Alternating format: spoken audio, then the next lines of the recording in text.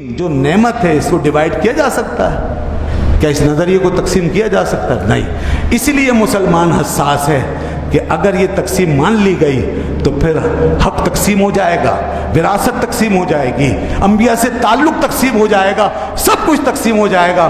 اور سن لیجئے، آپ یہ کٹ لگا کے تقسیم کر ڈالیں گے مگر یہودی کبھی کٹ نہیں لگائے گا، وہ گریٹر اسرائیل بنا کے چھوڑے گا، وہ مدینہ منورہ کی طرف بڑھ کے چھوڑے گا، وہ کعبۃ اللہ پہ حملہ کر کے چھوڑے گا، وہ کبھی نہیں مانے گا۔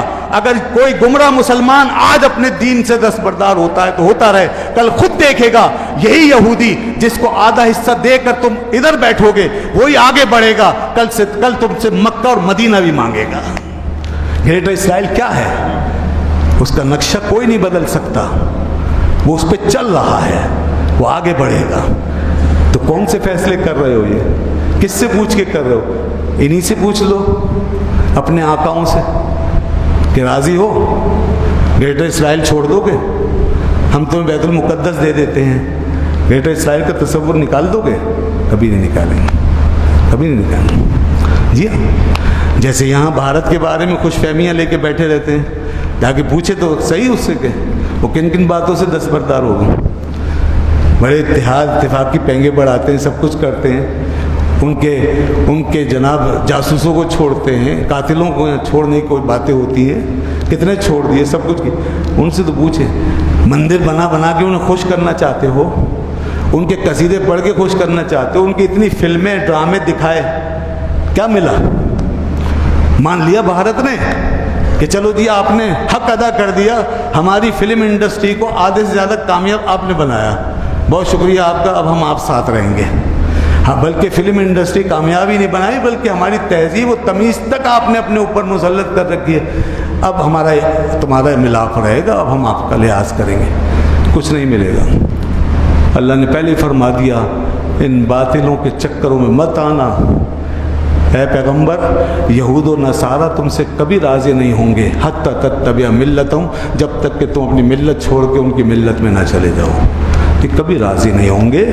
یہ جو کچھ چاہیں کر لیں، جس کو چاہیں چھوڑیں، ان کو اٹھا کے سر پہ بٹھا لیں، ان کو جو چاہیں ان کو مانتے رہیں، یہ ان کے مندر بنائیں، مندروں میں جا جا کے کہتے ہیں، میں نے عید کی نماز مندر میں پڑھی، چرچ میں چرچ مندر برابر ہے سب، تو چرچ میں پڑھو، جا کے مندر میں پڑھو، تم ان کے بھگوانوں کو لا کے اپنے سر پہ اٹھا کے پھرو، پھر بھی تمہیں مودی نہیں چھوڑے گا، نہیں چھوڑے گا، وہ قاتل درندہ نہیں چھوڑے گا، یہ قومیں تمہیں نہیں چھوڑے گی، اس وقت تک نہیں چھوڑیں گی جب تک تمہارا تعلق اپنے دین سے بالکل جدا نہ کروا دیں، الگ نہ ہو۔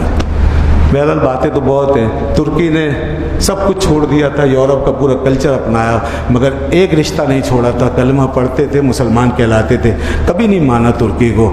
آج ترکی سب سے زیادہ ان کے مقابلے میں کھڑا ہے، کیوں نہیں مان کے دیا یورپ نے، گوروں نے ترکی کو؟ دیکھ لیں آپ، یہ ہمارے سامنے موجود ہے۔ تو مسلمانوں جاگو، جاگو، اور ان ایسے لوگوں کی باتوں میں نہ ہو کہ جنہوں نے نہ قرآن سمجھا نہ حدیث، جن کا دین سے کوئی تاریخی اور موجودہ اور ظاہری باطنی تعلق ہمیں نظر نہیں آتا، جنہوں نے صرف دین کو اپنے لپ سروس کے طور پہ استعمال کر رکھا ہے، زبان کے حد تک رکھا ہوا ہے، فکر خیالات سب بدل چکے ہیں۔ یہ وہ لوگ ہیں جو ادارے چلا رہے ہیں، جو میڈیا چلا رہے ہیں، جو اس قوم کا نظام چلا رہے ہیں۔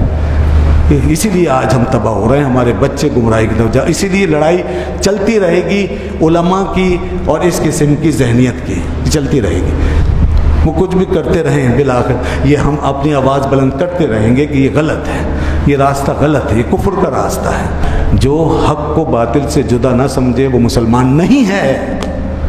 اللہ فرماتا وَمَاذَا بَعْدَ الْحَقِّ إِلَّا الضَّلَالُ، حق کے بعد صرف گمراہی ہے اور کچھ نہیں ہے۔ اسلام حق ہے اور اسلام سب سے برتر ہے، اوپر ہے، سپریم ہے، سپیریئر ہے، بس اللہ کے یہی دین قبول ہے، باقی سارے دین باطل ہیں۔ ہم ان کا احترام کرتے ہیں مگر ان کو حق نہیں سمجھتے۔ احترام اور چیز ہے، لحاظ اور چیز ہے، مگر حق نہیں سمجھتے، یہ ملا دیتے ہیں، مکس کرتے ہیں، احترام کے نام پر، جمہوریت کے نام پہ یہ ان کے باطل ہونے کی نفی کرتے ہیں، ان کو حق سے ملاتے ہیں۔ ایسا نہیں ہو سکتا، وہ باطل ہیں، وہ غلط ہیں۔ اور اسلام حق ہے بس.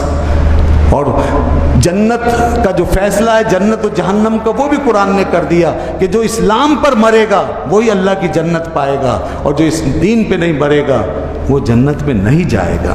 یہ ہمارا عقیدہ ہے. اگر یہ سب کچھ نہیں مانیں گے تو پھر دین کی بنیاد ہی کوئی نہیں رہے گی، اور کسی کو دین اسلام میں داخل کرنے کا جواز ہی نہیں رہے گا. تو ہمیں اللہ نے آج بھی ان نشانیوں علامتوں کے ساتھ قائم رکھا ہوا ہے جس کی بنیاد پر ہم یہ کہہ سکتے ہیں کہ ہم ابراہیم علیہ السلام سے تعلق رکھتے ہیں، ہم انبیاء کرام سابقہ جو ان سے بھی تعلق رکھتے ہیں، نبی پاک صلی اللہ علیہ وسلم کے دامن کے صدقے میں. دیکھیے